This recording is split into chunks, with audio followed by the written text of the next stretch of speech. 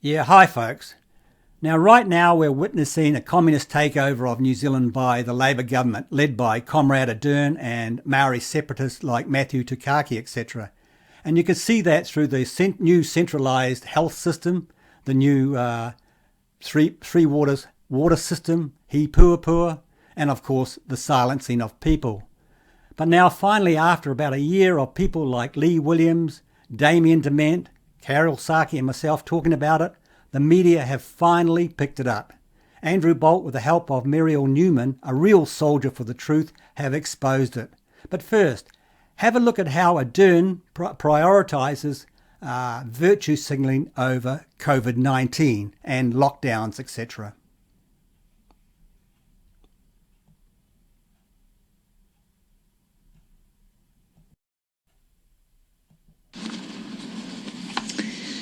I ngā taumata whakarongo, i ngā rauru o te motu, tēnā tātou o rotu i ngā āhuatanga o te wā. Ko tēnei te wiki o te reo Māori.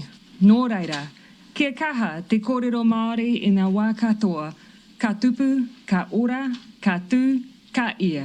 Tēnā tātou katoa. Wow, this COVID stuff is so important. She speaks in a language no one can understand and dresses like an Indian.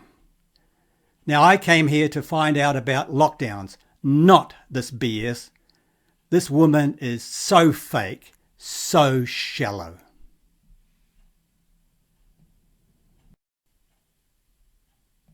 Jacinda Ardern, Prime Minister of New Zealand, she has been the poster child of the left for a couple of years now. But what she is doing to New Zealand actually amazes me. In fact, it scares me. Be warned, this is where woke politics is taking us all to a form of apartheid. The Maori population of New Zealand is about 16%, and that includes people who also have European ancestries. Yeah, Andrew, there are no full-blooded Maori anymore. Some of them, 16%. But Ardern's cabinet commissioned a report which sets out a 20-year plan to have New Zealand eventually ruled 50-50 on race grounds, Maori and non-Maori. And Ardern has already now created a new Maori health authority. That's the first step to a divided health system, divided by race. One system for one, another system for everyone else. Joining me is Dr. Muriel Newman, a former business representative, a former politician, right of centre, now head of the think tank, the New Zealand Centre for Political Research. Dr. Newman, thank you so much for your time. Can you tell us, please, about this plan? Because the amazing thing to me is that there has been so little debate in New Zealand about what seems to me a very clear plan for apartheid in your country. Well, you're right, Andrew. It was introduced under the United Nations Declaration of Indigenous Peoples, so it was a plan to implement that international agenda, if you like. And what came out of it was, in fact, He Puapua, which is a plan for tribal control by 2040, which is the anniversary, the 200-year anniversary of the treaty, signing of the Treaty of Waitangi. And that report was produced in 2019, but the government kept it secret, even from their coalition partner, New Zealand First, for the whole of 2020. And then the election came along and they kept it secret then. And now that they have total power, total control, they are implementing it at speed. And it is extremely frightening because most Kiwis have no idea. Yeah, because of New Zealand's fake news media. What's going on? They see changes happening every day and wonder what on earth is driving it.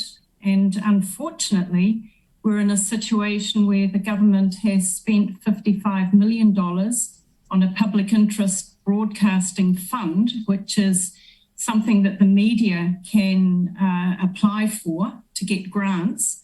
And one of the conditions of doing that is that they have to, if you like, speak out in favour of this treaty partnership agenda. Yeah, Xi Jinping style communism. Which is the reason that the Maori sovereignty movement is giving for wanting to take 50% of control of New Zealand. Wow, you've raised so many things I need to flesh out here that really disturb me.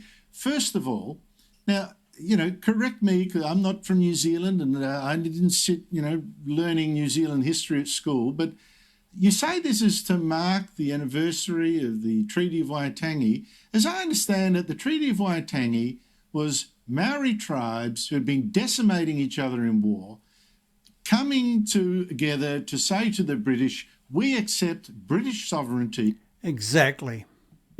Which ultimately then transforms New Zealand sovereignty under the British Crown. We accept British sovereignty, and now to mark the anniversary, you're going to undo all that by having 50-50 after all. I mean, this doesn't make sense.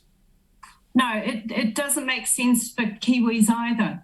The reality is that the treaty brought equality, equal rights for all New Zealanders, and that is the way this country has developed. There's been a strong movement, I guess, from sovereignty activists that sort of arose in the 80s. But somehow over recent years, they've managed to march into many institutions. Yeah, she's talking about the Communist Long March there. New Zealand and take over positions of some power. They've marched now into government. And as I said, that because the Labour Party doesn't need a coalition partner anymore under our MMP electoral system, it means that the Maori caucus actually have a lot of control over cabinet. And we're quite afraid, really, that they are being given their head. They're not being reined in by Jacinda Ardern.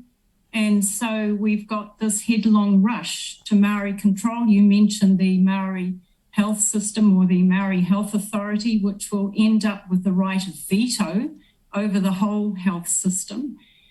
We've got, at the moment, we're fighting a battle against Three Waters, where the government's got this plan to centralise control of all water services, that's wastewater, stormwater and freshwater. In New Zealand, take it away from councils and centralise it in 4 authorities, and they'll be half controlled by local iwi. And of course, that'll give them essentially the right of veto over water in New Zealand. And all this is going on without an open debate. It's going on secretly. I mean, we're sort of picking up on it, but, we're small voices trying to warn the country that this is underway and they should, number one, be aware of it. And if they don't like it, they should damn well speak out about it. Well, that's what, I simply don't understand why there's not a debate. Even if you were a journalist who loved all this, 50-50, go out there and talk about how good it is. You look up, for stories about this, I find almost nothing. And I wonder, you mentioned you've got this public interest journalism fund that in a small country is offering 55 million of public money, as long as you don't rock the boat too much, to the media outlets. You've also got your TVNZ, your ABC. It strikes me that this is our future, where no one dares say boo to a goose. It's called communism, Andrew.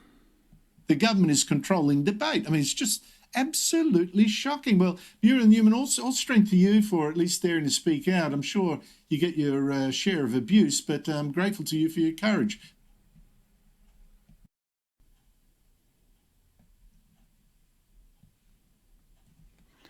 Yeah, now, folks, besides that, New Zealand is getting a communist-style vaccine passport without even knowing it. People who get vaccines are being told to keep their vaccine cards and laminate them for evidence. Evidence for what?